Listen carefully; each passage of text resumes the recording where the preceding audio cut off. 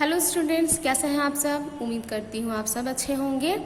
तो चलिए मैं आज आप लोगों को English lesson 5 land of the pharaohs पढ़ाऊँगी। ओके, तो फर्स्ट मैं आप लोगों को बता देना चाहती हूँ कि फ़राओज़ किसे बोलते हैं। तो फ़राओज़ इजिप्ट के राजा को यानी मिस्र के राजा को फ़राओज़ बोलते हैं। ओके, तो वो कहाँ रहते हैं, जैसे कि मैंने कहा कि इजिप्ट के राजा को, यानी उन लोगों का लैंड क्या है, इजिप्ट यानी मिस्र है। Okay, so let's start. The civilization we call ancient Egypt flourished about 5000 years ago when the rule of the pharaohs began. ठीक है, तो बोल रहे हैं कि कदीम मिस्र जो था उसका परवान कब चढ़ा था, 5000 साल पहले।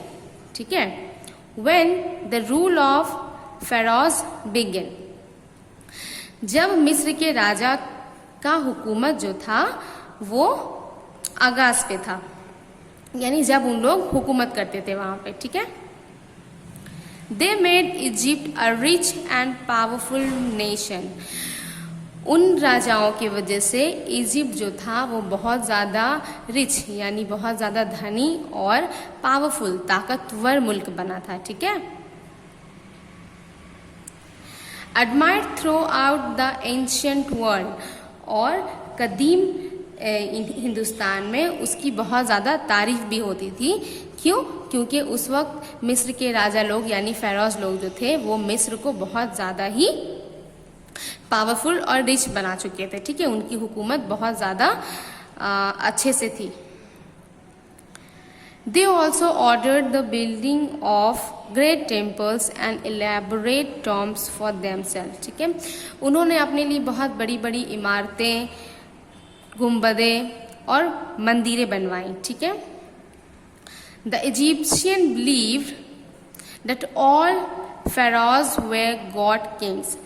तो इजिप्ट में जो रहने वाले लोग थे उनका ऐसा मानना था कि इजिप्ट के जो किंग हुआ करते हैं वो किसके किंग हुआ करते हैं, गॉड के किंग्स। ठीक है, यानी देवताओं के भी राजा हुआ करते हैं, उनका ऐसा मानना था। ठीक है,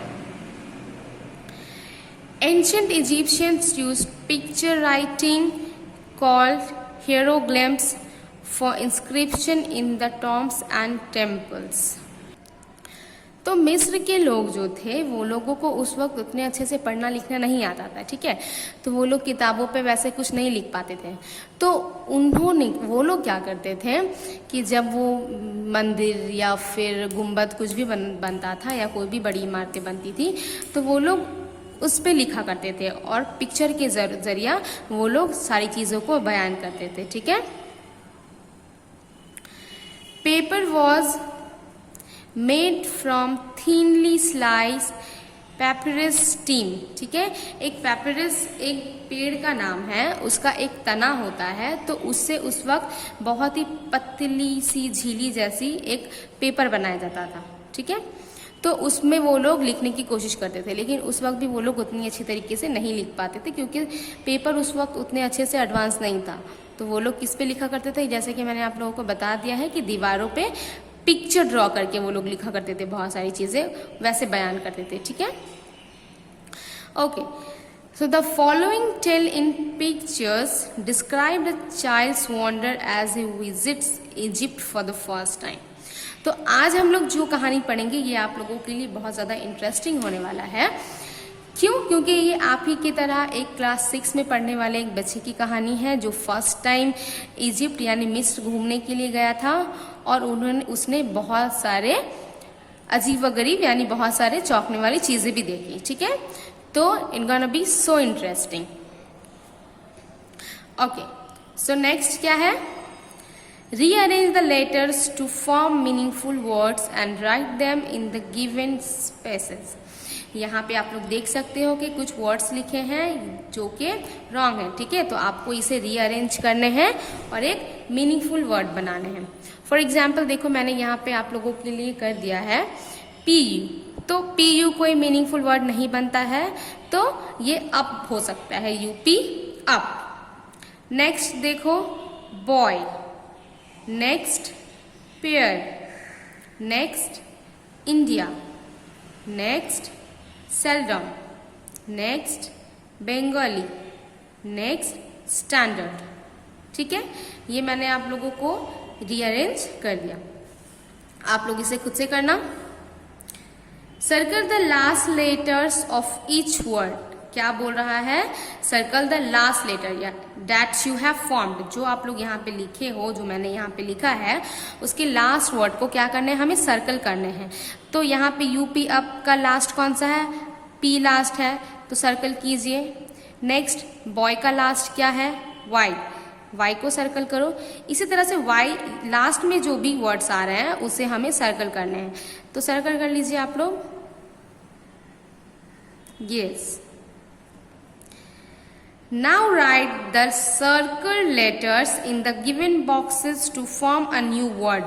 अब आप लोग देखो यहाँ पे जो भी सर्कल किए हुए वर्ड्स है, तो ये एक पूरा न्यू वर्ड बना रहा है। ठीक है, तो हम लोगों को इस बॉक्स में लिखना है। यहाँ पे आप लोग देख सकते हो क्या बोल रहा है? पिरामिड, पिरामिड बन रहा है, right. Note that the word you have formed is the name of a structure which looks similar to the triangular shape of the word puzzle। तो इस पजल में जो लिखा गया है, ठीक है, लास्ट वर्ड सर्कल वर्ड से जो हम लोग लिए हैं, जो पिरामिड लिखा है, तो ये ठीक उसी तरह से ही दिखता भी है। ठीक है, तो पिरामिड क्या है? पिरामिड एक स्ट्रक्चर है जो हम लोग नेक्स्ट क्लास में पढ़ेंगे, और ये इसी की तरह यानी त्रिकोण, तीन तरफ से घिरी हुई शक्ल को हम लोग त्रिकोण यानी ट्रायंगुलर बोलते हैं, है ना। तो ये उसी की तरह दिखता भी है। सो आज के लिए यहाँ मैं एंड करती हूँ। होप आप लोगों को समझ आया हो। ये रीअरेंज खुद से करना है आप लोगों को घर पे, और ये भी ओके। होप समझ आया हो। Thank you so much.